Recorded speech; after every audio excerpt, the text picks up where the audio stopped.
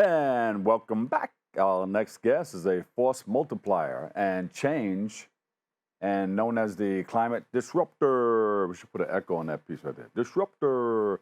And she's here. She's the founder and executive director of Girl Plus Environment. And she joins us to shine a light on how she's using her nonprofit organization to dismantle health, racial, and economic or environmental inequities in communities of color and much more. So please welcome to the show, Diamond Spratling. She is a polished diamond. Check her out.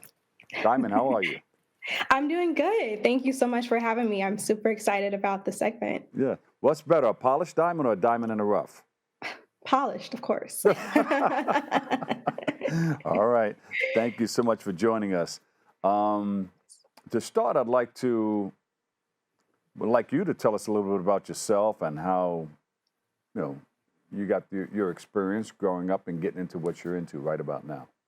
Yeah, absolutely. So I'm a global climate disruptor, and you're probably Yeah. wondering, what does that even mean? Well, essentially, I get people to care about climate, especially Ah. climate justice. And so I'm the founder of a national nonprofit called Girl Plus Environments. And essentially, I help to get more Black and Brown women engaged in climate justice and climate action that's happening right there in their communities. So I founded Yeah. that organization almost 7 years ago now at this point. I'm also a global public speaker. I talk about climate justice Mhm. and how people can take action all over the world. And I'm also a children's book author of a series Ah. called Sage Sells the World, which gets young ones engaged in climate action very early on. And I think a lot of just like my work and my interests around just building my leadership skills and being able to be in this work kind of came from my parents. They're both small business owners, they're both leaders in their communities. And so I grew up seeing the incredible work that they were doing. And it kind of inspired me, especially my mom. She was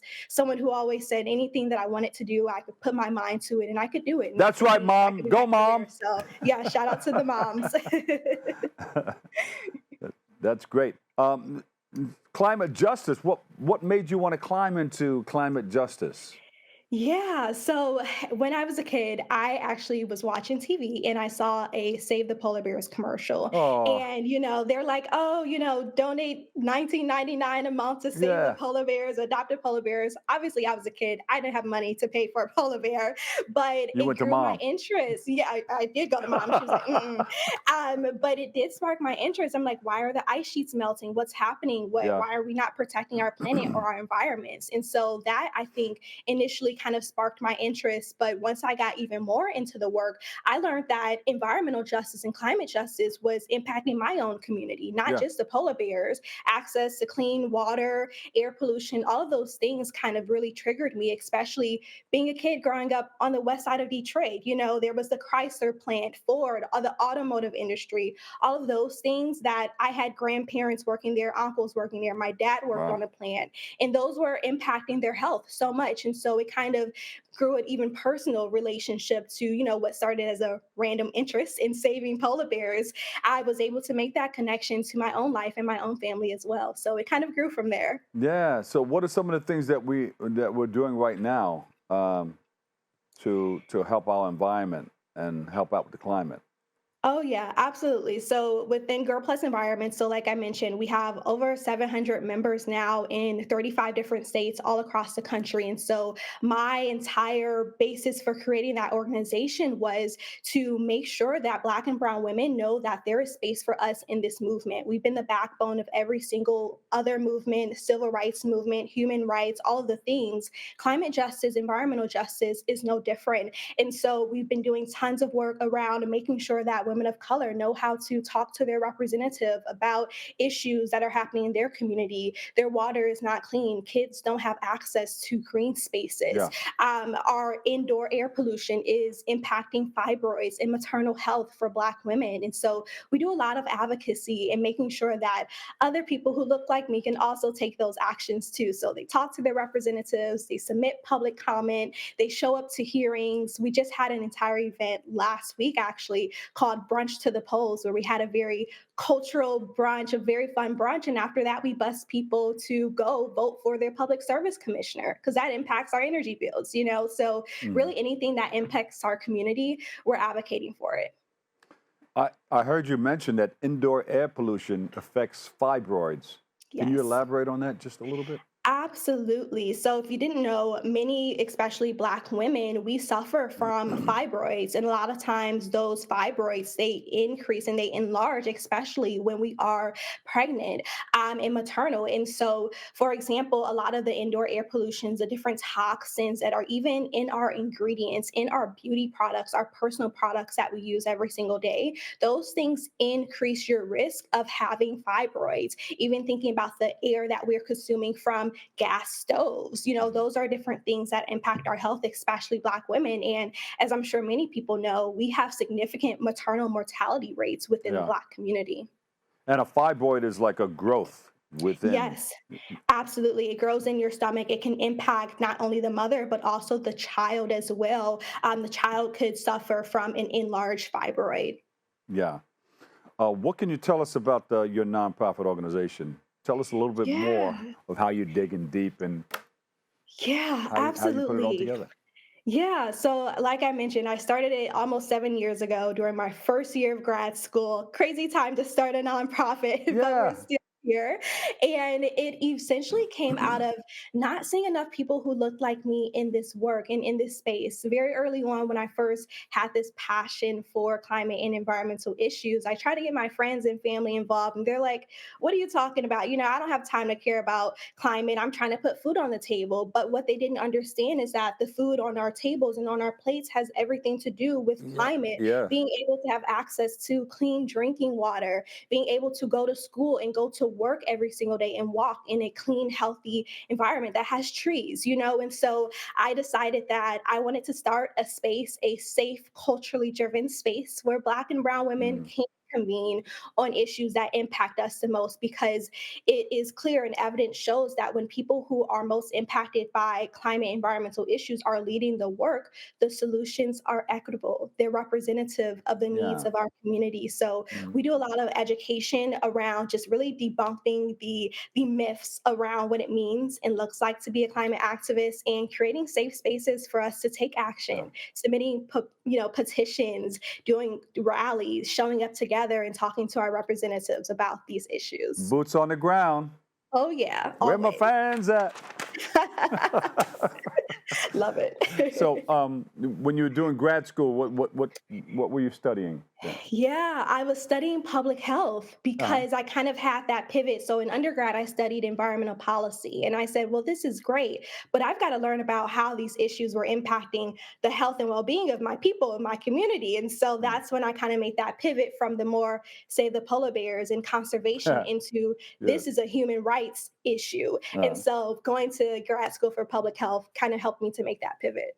and you came up with the name Climate DisruptHER. Yes, I did. I'm a climate disruptor, HER at the end, because I'm also a feminist. Yes. And so, yeah, it just means that I get people to care about climate. I get people to see themselves in a space in work that we've been told for so long that we don't belong in. We've been told that our ancestors don't do this work, which we know is not true, because my grandmother told me to always turn the lights off. She told me that we're going to wrap things up in plastic and, all the things. So we've been doing this for centuries, for Uh-huh. decades. You So, you know yeah. now to turn those Oh, lights off. yeah. Oh, for sure, especially when I'm paying the bills. That's right, exactly. That's what they were talking about. Yep, yep. Yeah. So, you're an author, I hear. Yes, yes, I am. The I'm book, let me see, Sage Sells the World. How did you come up with that name? Yes. Yeah, I did. So essentially, it's about a little girl who travels to all different places around the world.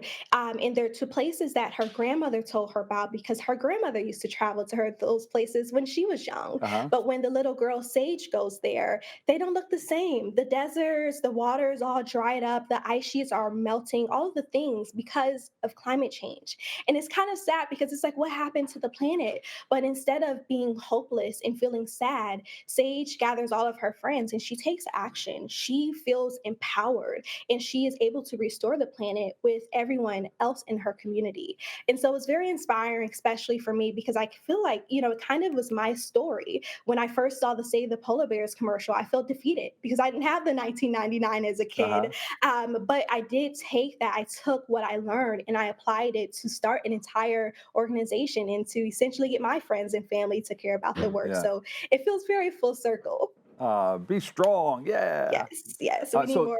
was Sage a real person or just a made No, up name? no, Sage is just, it was just a made up name. I I get just it. really love the name Yeah. Sage. So what do you tell people who say, climate change? There's no science behind that. This is not real. Yeah, We're gonna go yeah, dig, and do what we need to do to get the minerals and stuff out of the earth that we need, and we're gonna yeah, pollute. We're gonna just make it all happen. yeah. What do you tell those people? There are a lot of people out there like that, unfortunately. And what I say is that climate change is already here. It's not something that's in the future. It's not something that we're not going to see until our kids' are here. And even then, so don't you care about the future generations? Don't you care about the Gen Alphas, the Gen Zs, the kids who are going to be here on this planet? We've already seen detrimental impacts. We just celebrated the 20th anniversary of Hurricane Katrina. That was significant. Those had significant environmental justice and climate implications. We're seeing it every single day. Yeah. Here in Georgia, it's so hot here, people can't even go outside. We haven't even seen New York winters like they've been historically. All of these different Yeah. things. It has everything to do with our health and our Health, well-being, and that's what I was access going to to say. foods. People just Yeah, think, all right, we're going to get some hurricanes, but health-wise, it's the the health. pollution and everything that's in our Yeah. air and in the ground and our foods. Exactly. It's Yeah, everywhere. It's everywhere. I actually yeah. used to teach a class to medical professionals on how do they talk to their patients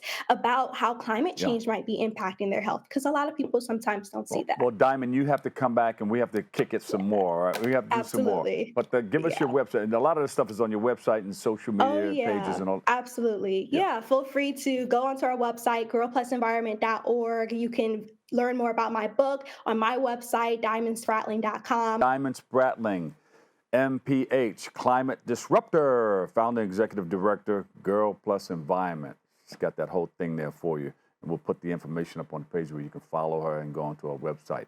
We'll take a quick break right here. I've got more. It's all coming your way next, right here on Open.